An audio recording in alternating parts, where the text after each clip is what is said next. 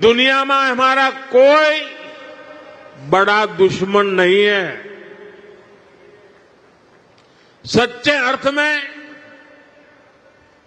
अगर हमारा कोई दुश्मन है तो वो है दूसरे देशों पर हमारी निर्भरता।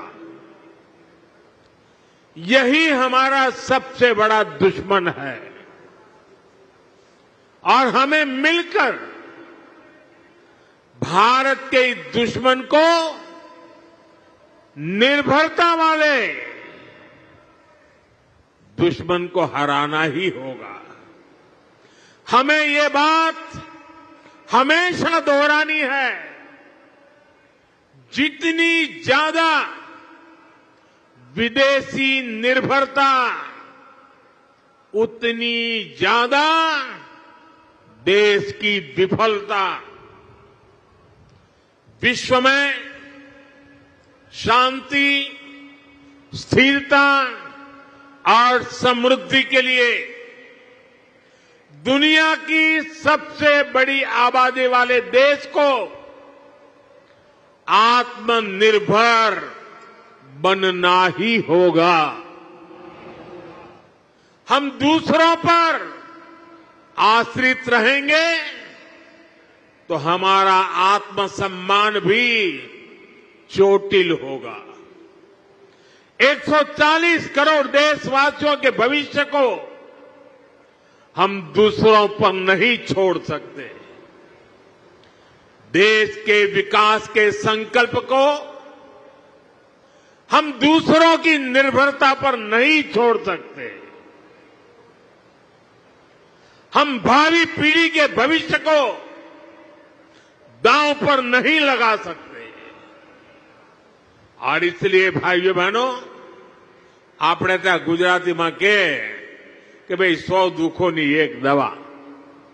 100 दुखों की एक ही दवाई है और वो है आत्मनिर्भर भारत। आत्मनिर्भर भारत। लेकिन इसके लिए हमें चुनौतियों से टकराना होगा।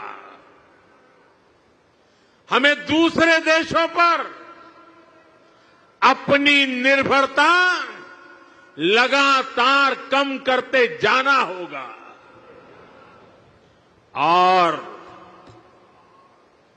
अब भारत को आत्मनिर्भर बनकर दुनिया के सामने मजबूती के साथ खड़ा होना ही होगा।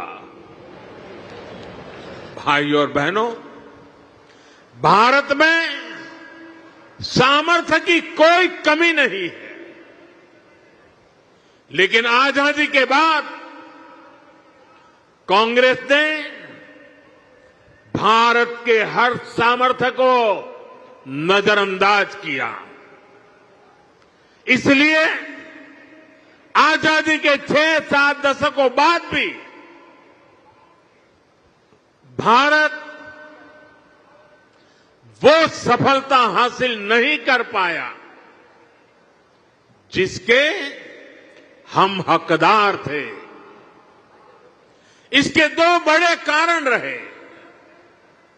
लंबे समय तक कांग्रेस सरकार ने देश को लाइसेंस कोटा राज में उलझाए रखा। दुनिया के बाजार से अलग थलग रखा और फिर जब ग्लोबलाइजेशन का दौर आया तो सिर्फ इंपोर्ट का ही रास्ता पकड़ लिया गया और उसमें भी हजारों लाखों करोड़ों के घोटाले कर दिए गए। कांग्रेस सरकारों की नीतियों ने देश के नौजवानों का बहुत नुकसान किया। इन नीतियों ने भारत की असली ताकत को सामने आने से रोक दिया। साथियों, देश का कितना नुकसान हुआ है, इसका एक बहुत बड़ा उदाहरण हमारा शिपिंग सेक्टर है। आप भी जानते हैं कि भारत सदियों से दुनिया की एक बड़ी समुद्री ताकत था।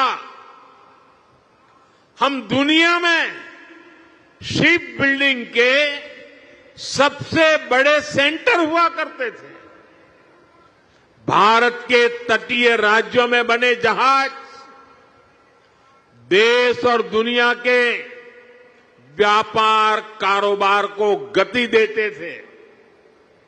यहां तक कि आज से 50 साल पहले तक भी हम भारत में बने जहाजों का उपयोग करते थे।